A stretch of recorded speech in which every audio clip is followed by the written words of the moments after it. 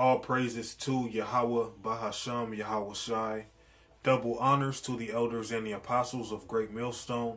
Salutations to all the true sincere brethren around the four corners, pushing out this purified truth, cleansing this wicked defiled kingdom with the word, and the water to Yahweh Shai, because without him, none of this would even be possible, alright? Ecclesiastes 7 and 7. Surely oppression maketh a wise man mad, and a gift destroyeth the heart. Surely oppression maketh a wise man mad. So surely, if you're wise, you would be angry at the fact that you're being oppressed. You would be mad at the fact that these heathens are ruling over us. They look down upon us. These heathen can make things up, get you caught up in a predicament, and then just, ride off, getting away with murder, it seems like, and nothing happens. But here you are facing consequences. Here you are being looked at like you don't belong in somebody's neighborhood based off of, well, you're an Israelite. The scriptures tell us how we're not of this world. So really, if you're an Israelite, typically it's like you're an alien here.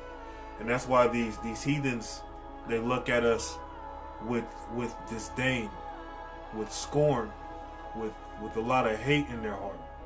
Okay?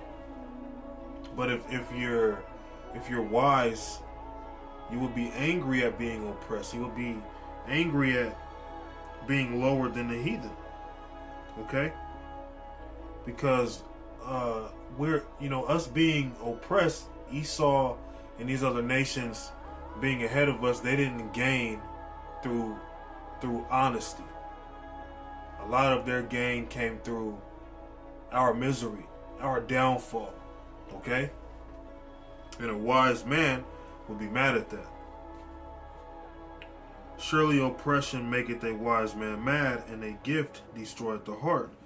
But even though oppression makes a wise man mad, wise men are not going around reacting because they're angry. Somebody might say something to them, and they're not just trying to say, hey, let's go to the back of the alley and square out. Let's dance. Let's throw hands. I'll knock you the hell out, blase blah.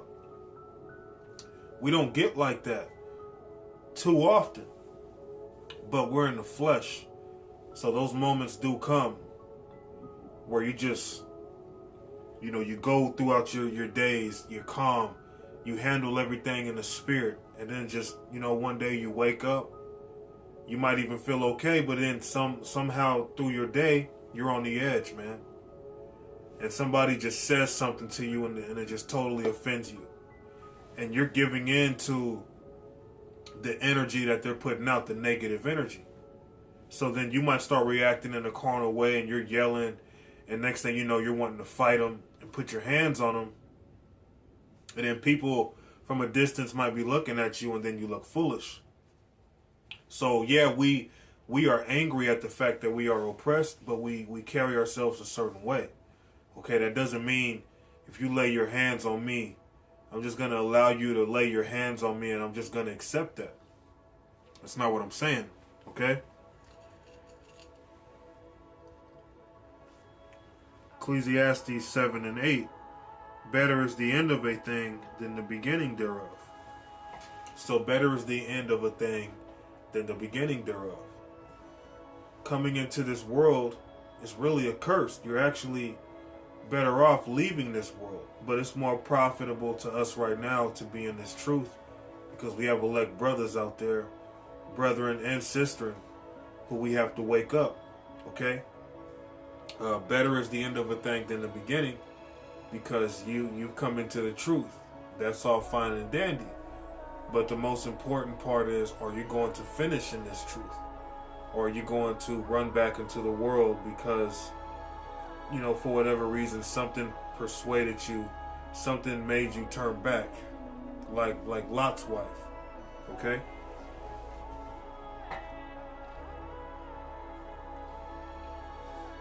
Better is the end of a thing than the beginning thereof, and the patient in spirit is better than the proud in spirit. So when you're patient, you're not quick to anger. That doesn't mean you're never going to get angry. You're just going to walk around with no kind of feelings, no emotions. Okay? But what it's saying is you shouldn't be so quick to react. If somebody says something to you that offends you, don't be quick to put the Bible down and then put the gloves on. Because our fight is spiritual, so we have to fight spiritually first. And the people that, that fight against us, it's really demons on them who we're fighting against. And not only that, the spirit on them isn't right because they've been corrupt, or they are born corrupt. Okay?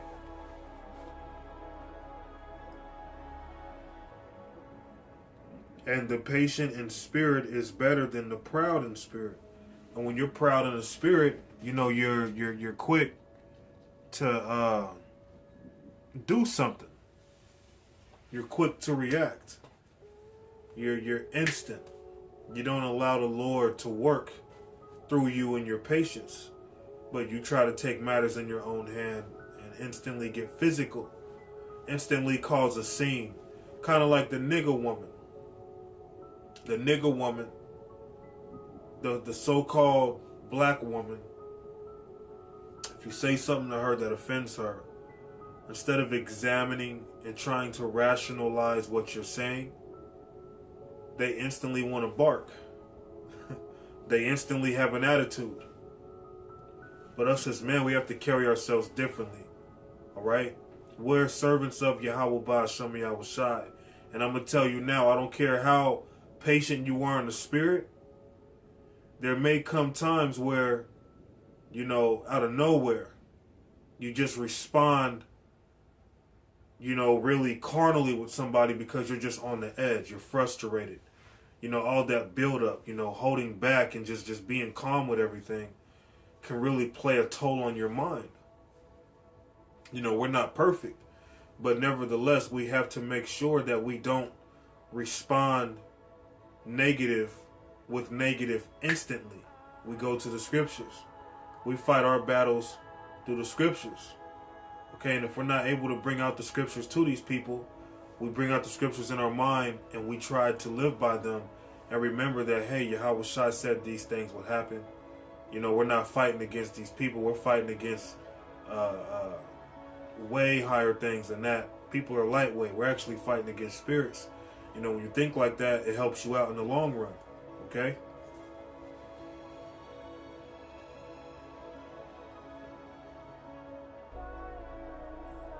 Ecclesiastes 7 and 8.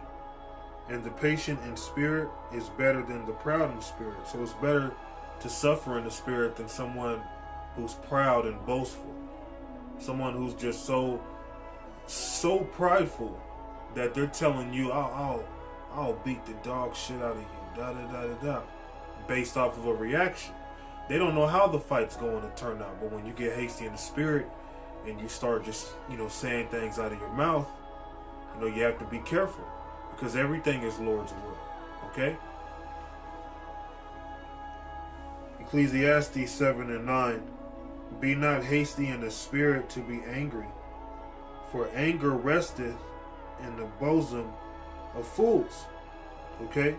So to be angry is really to be because the scriptures tell you how a wise man would be mad. So it's not saying don't be mad, don't be angry. But what it's telling you is a wise man is not going to respond carnally with things. Everything's not going to be an indirect, turning to hope, and all of a sudden you're trashing the room. It's F everybody around you. We have to be rational. We have to think rationally. Be not hasty in the spirit to be angry, for anger resteth in the bosom of fools. So we have to be patient. Things are going to come up where we get irritated. But part of being in this truth is being chastised. Okay? Matter of fact, let's pull out some different scriptures. Okay? This is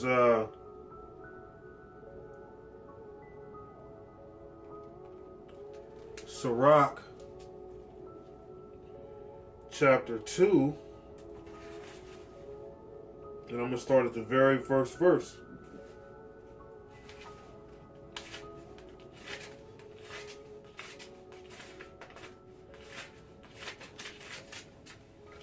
Sirach 2:1. My son, if thou come to serve the Lord, prepare thy soul for temptation. So in this truth, you have to be prepared for temptation. You have to know things are going to come up. You're going to be tested. And you can be the most patient brother in this truth. But there just may come a time where, like I said, you're on the edge. You're just irritated. You're vexed in the spirit. And for some reason, something that somebody says or does, you just lose it. And you might snap and react carnally, and it might be outside of your character. And you might look foolish, and people looking at you like, this guy's tripping. You know, what's this guy's problem? He's an idiot. Then you have people fighting against you, sticking up for this other person, although they were the cause of the situation. But we have to remember, we're in the devil's world. You know, justice don't reign here. This is an unjust kingdom. Okay, so our people are consistently being shown that this is not a fair kingdom. But coming into this truth, you have to be prepared and aware of temptations. Know that everything's not going to go your way. Demons are going to jump on people out of nowhere. Just because you're in the vicinity, a person will go from, talking normal to somebody else to just being completely irritated because you're around, because the spirit of Yahweh shines on you. People may want to be around you, but then once they're around you, they want to separate from you. They become just messed up in the head because of the righteous spirit that's on you. They love your vibe. They want your presence, but then that righteousness also makes them want to flee. The scriptures say how the wicked flee when none pursue it. So we have to understand what we signed up for. We signed up pretty much to catch L's and to catch hell. Hell has 2 L's. We catching L's. All right? My son, if thou come to serve the Lord, prepare thy soul for temptation. So in other words, be aware. Just know that it's going to happen. These things are going to happen where you just, you just blow up. You might just lose it. Somebody say something to you and you just lose it. We're not perfect, but we have to make sure, the majority of our time in our life, the best of our ability, we're keeping our bodies under subjection. We're not allowing our pride to work us up because of what somebody's saying to us. And it's easier said than done. It's easier said than done. But sometimes, taking the L, it is just what you have to do. It's the best way. Because trying to be macho man and prove yourself, you might end up taking that L. You might lose your job over it. Might end up in jail over it. Just different things that can be brought to you based off of, your own attitude, self-destruction. Okay? So be aware. Pretty much expect temptations to come. Expect the chastening to come in this truth. All right?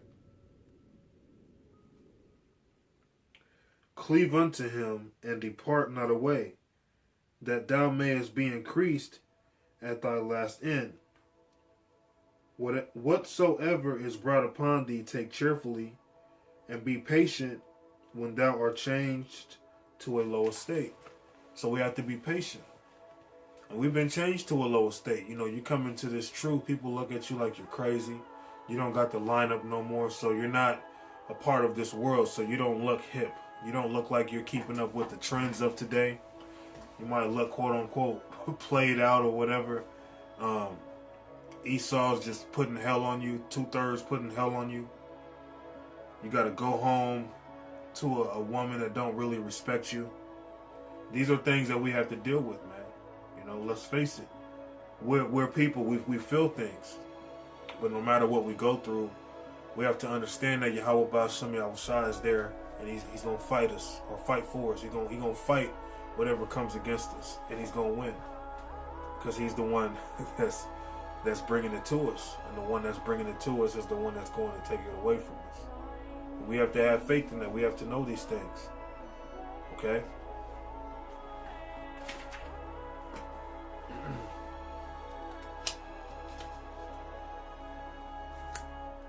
This is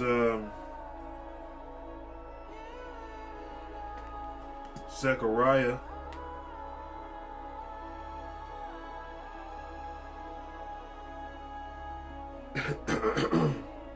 Zechariah 9 verse 12. Turn you to the stronghold, ye prisoners of hope. Even today do I declare that I will render double unto thee. So we're prisoners of hope. We hope that Yahweh Ba'ashem Yahushua delivers us. We hope that he fights for us. And knowing that, that's another reason why we don't respond carnality with carnality. We respond carnality with spirituality. You come at us carnal, we're going to come at you spiritual. That's how we have to live, because living carnal is death. And everything doesn't always go how you expect it to go, because you feel like, oh man, don't you mess with me. Start throwing a tantrum. Next thing you know, minutes later, you're the one on the ground. Or you're the one behind bars. Okay? So we have to have hope and know that Yahushua is going to deliver us, man. We don't know for certain if he's going to deliver us, but we have to have hope and pray that he delivers us out of this hell. Because, man, every day that I wake up, it's another fight. I already know when I wake up, it's another fight. Whether I got to work or I'm off, every day's a fight, man. Turn you to the stronghold, ye prisoners of hope. And us being prisoners of hope, what is our hope? Our hope is in Yahushua. So really, we're prisoners of Yahushua, and Yahushua is our hope. So we are in captivity still, but we're in captivity in righteousness. We're not under the subjection of Esau. We're not like those of you in this world who are just blind. You don't really care about the words of Yahweh Ba'ashem Yahushua. You take matters into your own hands. Everything with you is carnal. Okay? But when you're following the ways of Esau, you don't handle things in a spiritual matter. You handle things very carnally. Okay? And you have brothers, they kind of nitpick. You know, they just look for a brother to slip up on a word. Or look for a brother to, because of how he wears his watch, he's arrogant. Or a brother might wear 2 necklaces, he's arrogant. You know, we have to be careful how we judge each other. We have to be circumspect, but also make sure we don't overanalyze, because too much of anything is bad for you. All right? So, but going back to my point, we have to have hope in Yahushua and know that Yahushua is going to be the one to fight our battles. Because all the hell that we catch, and we don't react carnally, we're just calm and patient. We have to keep that spirit going on. Okay?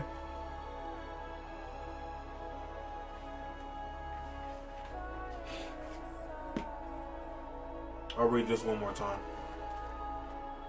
Then I'll go to a different scripture. Turn you to the stronghold, prisoners of hope. Even today do I declare that I will render double unto thee. So hey, you got to be a prisoner of hope. We are prisoners. We ain't necessarily free. I know John 8:32 says we free, but we ain't free. We under the subjection of Yahushua. Okay?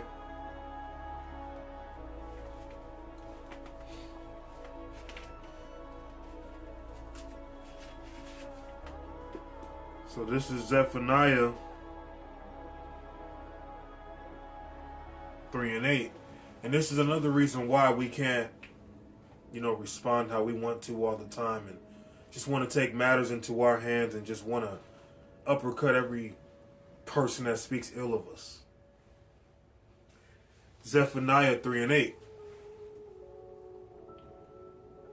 Therefore wait upon me, saith the Lord, until the day that I rise up to the prey, for my determination is to gather the nations, that I may assemble the kingdoms, to pour upon them mine indignation, even all my fierce anger.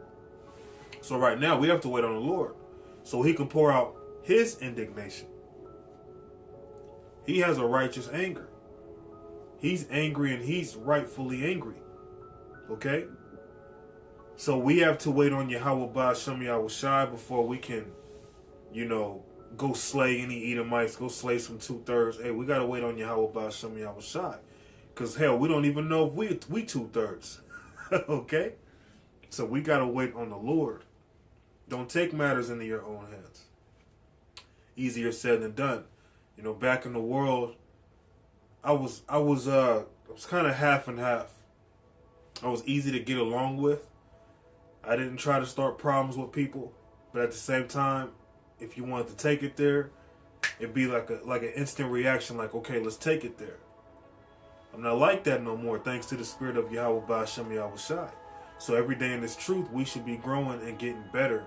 We shouldn't be that same old man that we used to be. Because now we're in that time where we're coming back to our true identity. Okay, we've been lost from our heritage for so many years that now that we're having it back, there's a lot to lose. So we have to, do the right thing to stay on this path so nothing takes us off this path. Zephaniah 3 and 8. Therefore wait ye upon me, saith the Lord, until the day that I rise up to the prey. For my determination is to gather the nations. So the Lord's determination, pretty much, he's going to execute a righteous judgment. That is his determination. Okay? It's to gather the nations, that I may assemble the kingdoms, to pour upon them mine indignation. So we have to wait on the Lord because he's going to pour upon them his indignation. What is our little temper tantrum going to do? Nothing. Not compared to what the Lord's going to do. So, being a knockout artist, being able to show people how bold you are in the spirit to the point of wanting to fight, wanting to be carnal, that's petty, man.